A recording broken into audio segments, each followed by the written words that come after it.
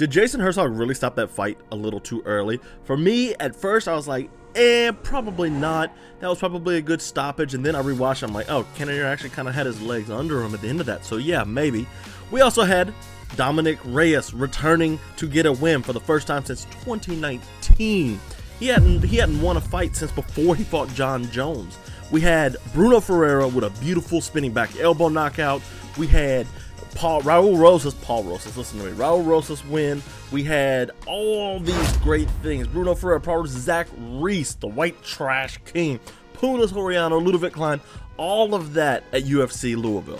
And we're going to be talking about all of this today, so stay tuned with me, then let's get on through this. First thing, though, we are going to be talking about is, was the fight stopped early? That's what's on everybody's mind now, and I get it. Now, initially, I was like, yeah, no, that was actually kind of a good stoppage, and I got lit up on Twitter for saying this, and I kind of deserved it.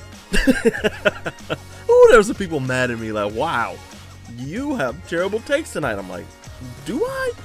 So I went back and watched it, and I'm like, upon first viewing, I'm like, oh, Cannonier's like stumbling all over the place. He's backing against the fence. He's turning his back. All of this stuff. He was out. The ref saved him. And then I go back and watch it, and I don't know if I was tired or I just missed it. Let's be honest. I just missed there. Cannonier had his legs to him. Now, he did turn his back a lot, and you can't do that. You can't turn your back to an opponent. You can't, because that's how a ref calls the fight off. So that's basically what happened. But as I went back and watched it, I was like,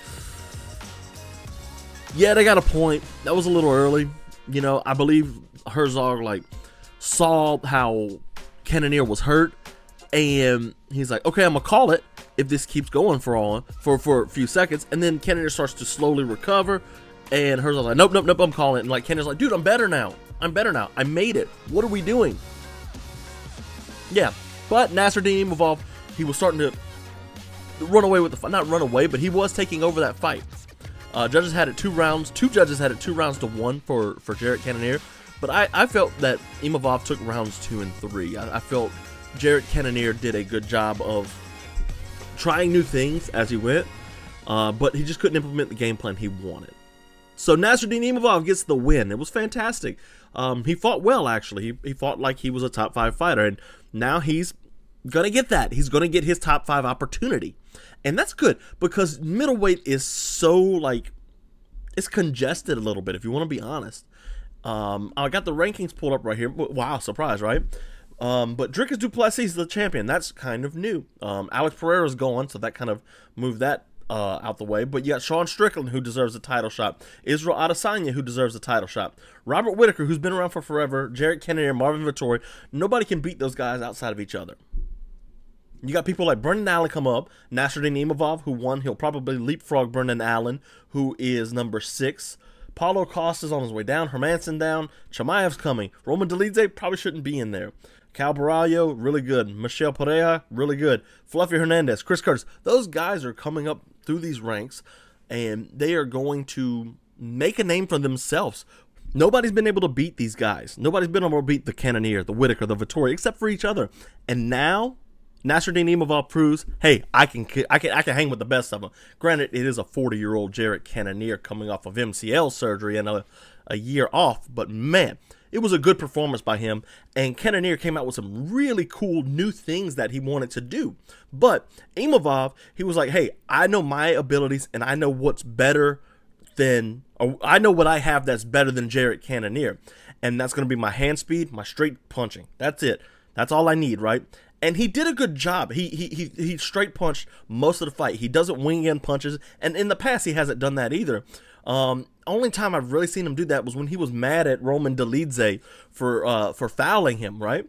So getting to see this Nassourdine Imavov go deeper into the fight, because I was worried a little bit about his cardio, because we saw that with the Strickland fight where Sean Strickland kind of took over.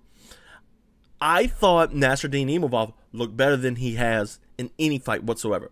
And this Cannonier fight showed it against an opponent that is dynamic, because Jared Cannonier is a very dynamic fighter, and a lot of people don't put enough respect on that for him. But he was dynamic, and Imavov said, okay, I'm fine with what you're bringing to the table. I know how to use my tools to beat you. And he did that. So off the bat, we saw Cannonier coming in. He had the high guard. He was Canelo dipping. And that was really cool. I'm like, wow, he's dipping. He's coming up on these hooks and he's jabbing and he's doing all these cool things to stay into the pocket and negate the hand speed of Nassourdine Imavov. And he did. He negated that in the first round. And that's what won Jared Cannonier the first round, in my opinion, was the fact that he managed to pressure him, push him against the fence, and really implement what he wanted to do. He got a takedown. He did all of that. First round, great first round from Cannonier.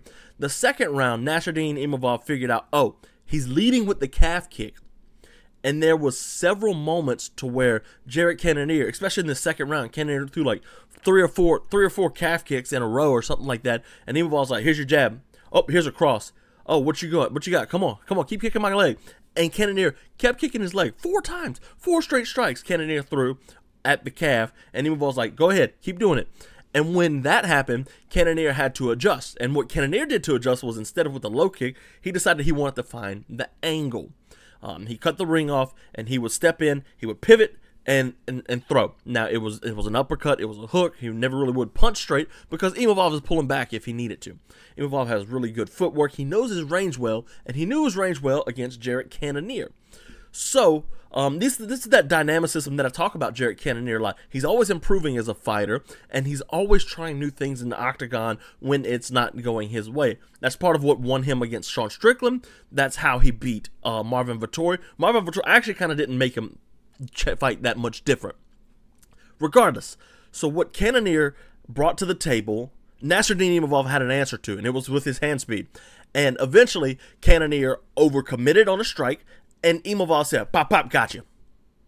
And that was the 4th round. Now, keep in mind, I've always worried about Nassourdine Imavov's cardio. But this time, Nassourdine Imavov said, we're in the 4th round now, I'm still good. And it looked like he could go another round and a half. It looked like he could go the whole distance. And I was fine with that, actually. I'm like, wow, this is actually a really good version of Nassourdine Imavov. The French guy, who knew? He comes off like a little bit of a crybaby sometimes. That's fine, you know, but he's a really good fighter, guys.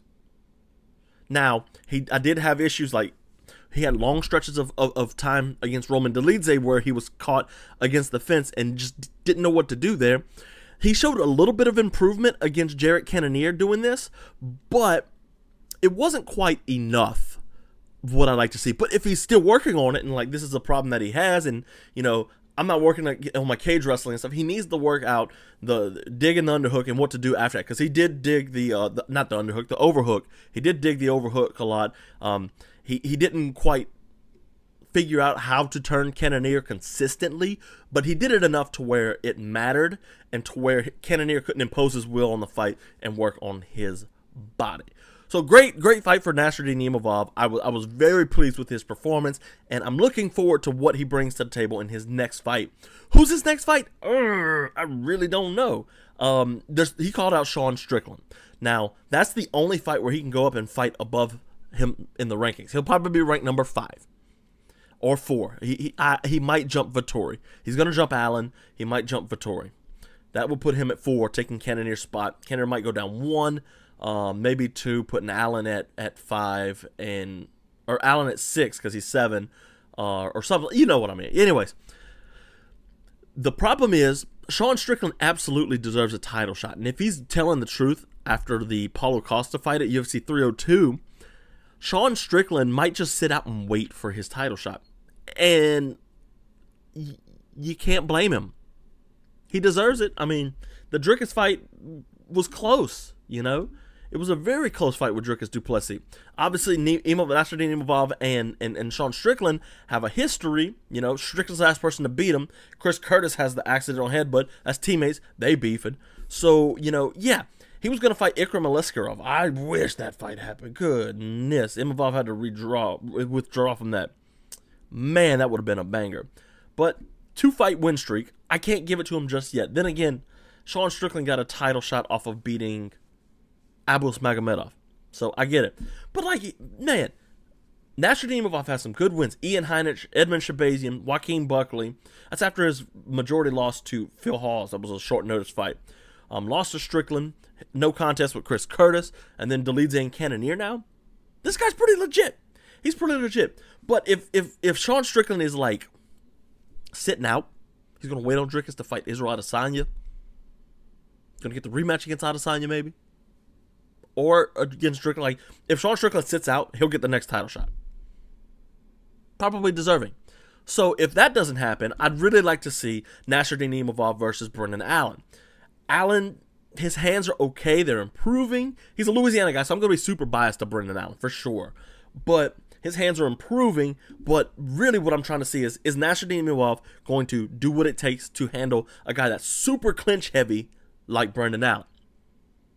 So that's my number one actual option for Nassourdine Imavov is Brendan Allen. Sean Strickland, if he can get the rematch, would put him number one contender by far. You're not going to get Robert Whittaker or Khamzat Chimaev because the winner of that is not going to be fighting up in the rankings. Khamzat Chimaev might get the chance to fight him, but I don't see Imavov really taking that fight. But the winner of that fight will likely have a shot at getting the next title shot after whoever Duplessis fights next. He'll get the winner of that fight. And then there's Brendan Allen. So that's why I got him as my number one pick. I don't see him fighting Vettori, even though that could happen. But I don't see him moving Vettori up. And Vettori wouldn't make sense if he's one spot below Nassourdine Imavov. My last option will be a rematch with Jared Cannonier. With how controversial this one ended, I don't see any world where you could say Nassourdine Imavov and Jared Cannonier only have one good fight. Like, let's run it back. Let's see what happens. Cannonier had that long year layoff, the surgery on his knee and stuff. So let's see if that was actually a fluke, if Cannonier can adjust, and let's see if Nassourdine Imavov is legit. So that's my three options. I doubt the Cannonier happens. Strickland might happen if they decide with Adesanya on that fight. But if not, I could see them doing Brendan Allen, who is a prospect versus prospect. I guess you could call it prospect. They're like contenders now. They're legitimate contenders now. So yeah, what did you think? Comment, let me know what you thought about this fight, because it was a really fun fight, and I've actually spent too much time talking about this. It was fun. It was a fun fight. Yeah, that's all I can say about it. Another great moment. Vindication for Dominick Reyes. I almost said Dominick Cruz. Dominick Reyes. Vindicated. 4-fight losing streak for Dominick Reyes. Jon Jones' fight was super close. He arguably won that fight. In a lot of people's eyes, he won that fight. I'm not here to argue decisions, but a lot of people say he won that fight. But since Jon Jones, he lost to Jan Blachowicz. Got buzzed through by Blachowicz. Remember those body kicks and the mark on his body? Just, ugh. Yuri Prochazka came back way too quick after his fight with Yuri Prochazka. Took over a year off, fought Ryan Spahn, knocked out in the first round from a jab. Was going to fight Carlos Ulberg. It probably would have been another bad fight. Instead, he fought Dustin Jacoby. Was that in the same? No, that was in I thought that was Ulberg was supposed to fight on this card. So Dustin Jacoby's a great kickboxer. So is Dominick Reyes. I was really happy to see Reyes win this fight. Like, man, it really sucks when you see these guys who were coming up. Like, Reyes was undefeated. He beat Cannonier, OSP, Volkan Ozdemir by split decision. That Chris Weidman knockout hurt my feelings, but it was a good win. And then he gets a shot at Jon Jones. This close, guys. Look at this. This close. It's so microscopic you could barely see it. This close to winning that fight. Jon Jones wins the decision. Then he loses these 4 fights. 3 fights after that. Is Dominick Reyes done? He fights Dustin Jacoby, a kickboxer. So this guy can potentially put his lights out. Now, Dustin Jacoby, let's be honest, Jacoby's not the heaviest hitter. So he's 19-9-1. He's 7 wins, 6 losses in the UFC. 12 knockouts in his career, sure. How many knockouts in the UFC? 4. Yeah, 4 knockouts in the UFC. Been knocked out once by Reyes now. So I get it. Like, this is a fight that could really put Dustin Jacoby into the rankings and rid us of Dominick Reyes once and for all. He probably would have been cut after this. Instead, Dustin Jacoby and Reyes start to really go at it. They start to throw hands, and with being a southpaw, his left hand is forward. So the camera's backwards, guys. Keep in mind the left hand's forward, or the left hand's backwards, and he boom. Jacoby's hurt. Reyes goes on the kill. And when Reyes is looking for a kill, he is actually very, very dangerous. So he's looking for the kill, and eventually he comes with the knee to the body. Ooh, I loved it. The knee to the body was brilliant. Mwah, we had a lot of those this night. So Reyes goes out and then he just catches him and knocks him down. Ref calls the fight off. Just a beautiful vindication of Dominick Reyes. Like, he does belong here. His rise was not a fluke. It wasn't opportunistic. I mean, yeah, the Chris Weidman knockout was like pretty opportunistic because like Chris Weidman is Chris Weidman. He's been shot for decades, and he should have been, or for a decade, I should say, I guess. He should not have been fighting. He shouldn't have been fighting at 205 either. Reyes, though, I mean, what a good fight, man. It was just a fun fight. Like, to see him come back, like, those type of moments are what this sport's about. Because, like, he lost 4 in a row. He's not that old, is he? How old is he? 34. So he's a little bit older than what you'd like. At light heavyweight, you could push that a little bit north of 35 years old. But, you know, he doesn't have much longer to fight. And if he keeps losing, like, he was probably losing his job at the UFC. He's probably going to go fight in PFL, make some money, and get knocked out, like Marlon Moraes. But it was really cool because that check left, man, he kind of, it was like, he called it a pull two, which bases the Floyd Mayweather, boom. So leaning back puts you in position to come forward and throw that cross. And it was a cross, but it was more of it was a little bit, had a little bit of an arc on it. He was circling and going back, but yeah, he looked good. He ate some tough shots too, which I was like, yes, thank God. Hopefully he's been on the juice for his chin, whatever juice that is. Yeah. I'm not going to talk about steroids today. I can't. Please don't talk about steroids today. It's a good win for him, man. I think he's got a few more wins. He's got a little bit longer in the tank, and I'd like to see more of him against lesser competition still. Raul Rosas, he's improved. Don't get me wrong. I said on X, I said something like, what did I say? I said, of all the bantamweights to be excited about, you can see it here, I'm going to put it here. Of all the bantamweights to be excited about, Raul Rosas is not one of them, or something along that nature. You'll read it right here, what I said.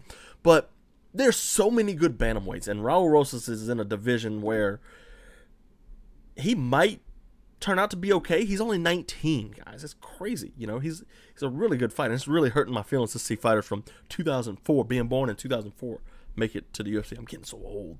But like we saw against Christian Rodriguez, he kind of went out and blew his wad. Jay Perrin, he ran through. Terrence Mitchell, he beat up first round. This Ricky Turcios fight was a little bit of adversity for him. Turcios managed to get his back, and he managed to turn into Turcios and get back on top.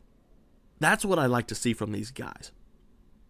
There's so many bantamweights that are good that Raul Rosas needs to take the slow approach. He needs to do the Sean O'Malley approach, to be honest with you. He's 19.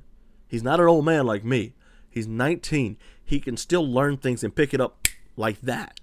Show him once and he probably gets it. Like, that's just the benefit of youth. You adapt fast. You adapt easily. You don't have things ingrained in you. Bad habits, good habits. Stuff that you don't necessarily need to keep, but stuff you need to change from fight to fight. Raul Rosas can get better, and he has. This fight with Ricky Turcios showed us that. I thought, you know, he fought well. He managed to go out and get his takedowns. He threw a cross. I was like, hey, that's a good-looking cross. He didn't get too much stand-up striking. Turcios heavy on the low kicks early. Yeah, so Raul Rosas, really good win for him. I got to speed it along, guys. Goodness. Bruno Ferreira. Fought Dustin Stolfus. And, man, Stolfus was teeing off on him at the beginning. Let's be honest. Like, Dustin Stolfus was landing, and he just was eating it and coming forward. This guy, Bruno Ferreira, he's 12-1 now. 12-1. 9 knockouts, 3 submissions. He's never seen a decision. Nursultan Ruzaboyev beat him with a knockout, so he can be knocked out. But, like, look at this. Phil Hawes, I mean, you can blow and knock him out. Gregory Rodriguez, he's good. This cat's good, man. So he manages to knock out Dustin Stolfus. He was pressuring him, change his angles, or change his stances from orthodox to southpaw. I had to think about it because it was the right elbow he comes up with. And he spins around. Sounded like somebody hit Dustin Stolfus with a baseball bat. Oh, just gnarly. And he Caught him early in the fight with this too, and I was like, oh, that's wide open for him. That's fantastic, right? Oh, man. What a knockout. That's probably one of the best knockouts of the year, next to like Holloway and Gaethje. Obviously, that's going to be your knockout of the year. But, bro, this was tight. This is like, hey, spinning back elbow knockout. Only 9 in UFC history. What? Let's go. So, yeah, Bruno Ferreira, you know, I don't know. I'm looking at him on Tapology, and, you know, he's number 25 middleweight. Book him against Nassourdine Imavov. I'm kidding. Don't do that. Oh, man. Who would we put him up? Him versus Ikram Aleskarov would be fun. He's fighting on June 15th, this weekend, actually, Aleskarov, and I'm really big on him. He already beat RoboCop. Joe Pyfer's fighting Marc-Andre Barrios. You know, if Joe Pyfer wins that, Roman Kopylov just won. Maybe book them two together. Paul Craig, if you want to get him a recognized win, he would murder Paul Craig. Bo Nick would be fun, but that's like, they're not going to do that. Like, yeah, we're good. We don't want all that trouble. But yeah, Bruno Ferreira got the win. Knocked out Dustin Stolfus. Now he's on a 2-fight win streak after losing to Ruzaboyev. Let's see what Zach Reese knocked out Julian Marquez in 20 seconds. Said he fights like he's white trash, but he's actually a little bit skilled. Looks like he's white trash. Got the mullet. I like that. I like Zach Reese. He's kind of a funny guy, and he's got some pop in his hands, man. Never seen past the first round though. We know this story. Think Joe Pyfer. Like, what happens after the first round? I want to see. Put him up against a grindy guy that can keep a high guard. What's that? 185. Put him against Bruno Ferreira. Let's see what happens. Let's like blow something up. Puna Haley Soriano beat Miguel Baeza. Baeza took 2 years off, and Soriano's coming down from middleweight.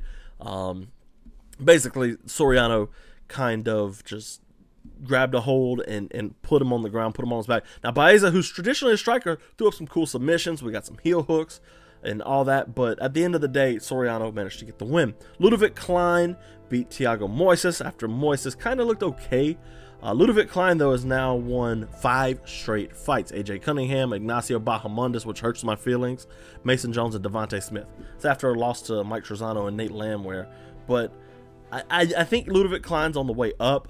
I don't know how high his ceiling's going to be. He might be able to be a top 10 fighter, but I don't see him making a legitimate run at the title. He's getting better, though, so you know, maybe he does make a run at the title.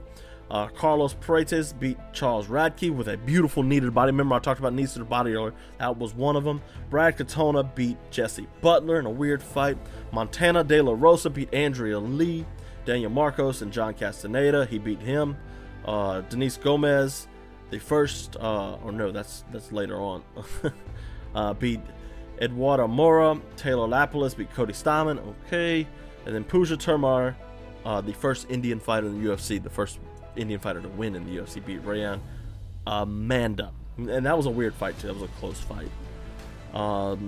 Yeah, so I didn't get to live stream last night. I wanted to live stream and talk with you guys about the fights. I got tied up at work. I was in Houston filming Fight Finders 4 with Ike Villanueva, who was also the subject of Fight Finders 3. But this episode is going to be talking about bare knuckle boxing in general and how it died in New Orleans, how John L. Sullivan lost his title and lost his reign in New Orleans, which is where the next BYB is going to be with Ike Villanueva, who's the heavyweight champion. So there's a tie in there.